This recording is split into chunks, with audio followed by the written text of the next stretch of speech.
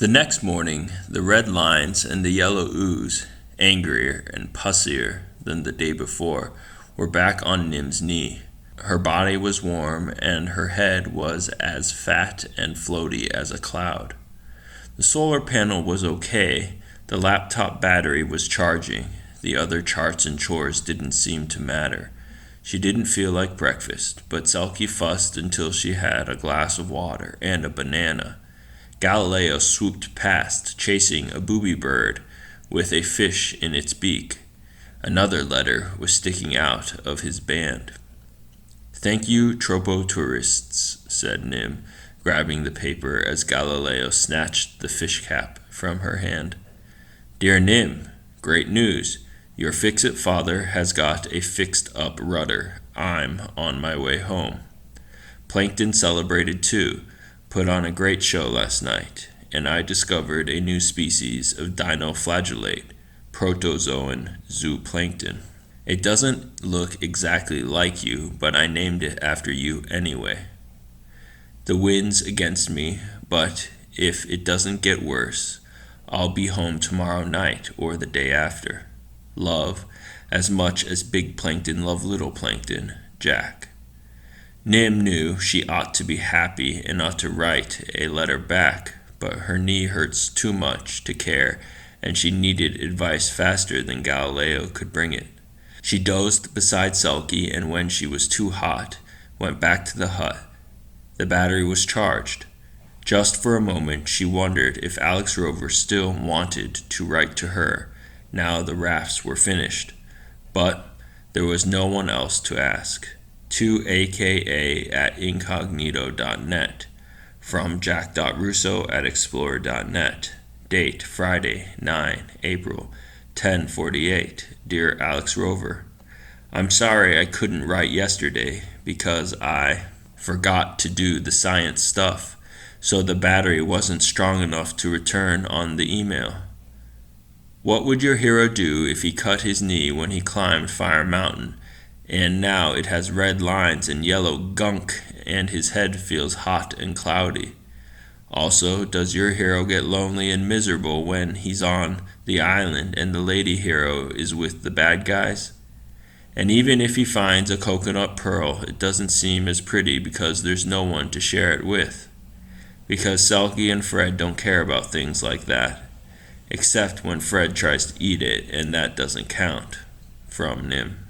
Alex had woken long before daylight, with the story dancing in her mind like images from a film.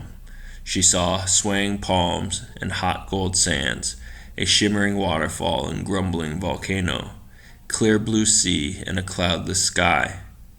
As the sun came up, she looked out at the dawn-gray roofs and railway and put on the CD seabird songs and dolphin duets. "Just like being at the sea," the blurb claimed. "Not quite," said Alex, turning on the computer. She read Nim's email, and she turned quite pale. "It can't be true," said Alex. "A kid can't be all by herself on an island." And she read it again. Then she printed out all of Nim's other emails and read them again. And she looked at the map she'd drawn. She read Nim's email about climbing Fire Mountain and what the island looked like, and realized that Nim never mentioned another person. "If one real thing has happened in my life," said Alex, "this is it." To jack.russo@explorer.net. From aka@incognito.net. Date Friday, 9 April, 5:55. Dear Nim, if my hero's knee were very swollen and sore, he would soak it in the sea and then clean it with the fresh coconut juice and bandage it. Then he'd rest in the shade and drink lots of water. And if he felt lonely and miserable, he'd tell someone, maybe on an email. That's what girl heroes on real islands should do, too. Are you alone? Where are your parents? Do you need help? Love, Alex. Nim read the letter fast and turned off the computer. Her knee still hurt, but it didn't seem as bad now she knew what to do.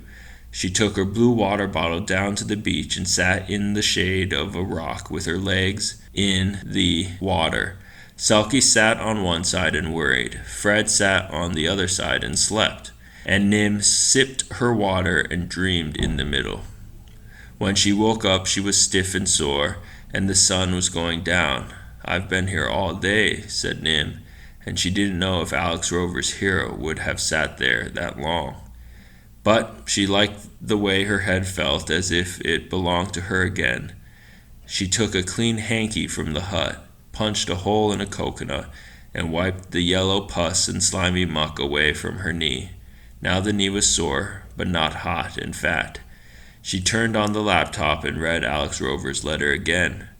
"Oh," said Nim, and felt pink and happy, because if Alex Rover wanted to come and rescue her, then he really must be a hero, just like the newspaper story said, even if she didn't need to be rescued.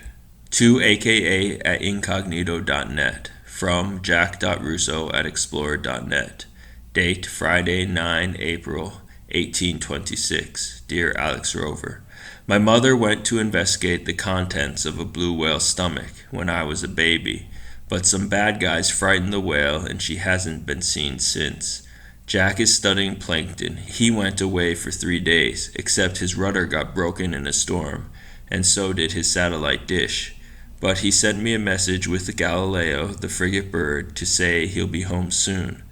Soon might be tomorrow or the day after that. I'm not alone, because Fred and Selkie are here, and so is Chica. So I don't really need help, because I washed my knee like you said, and it feels a lot better.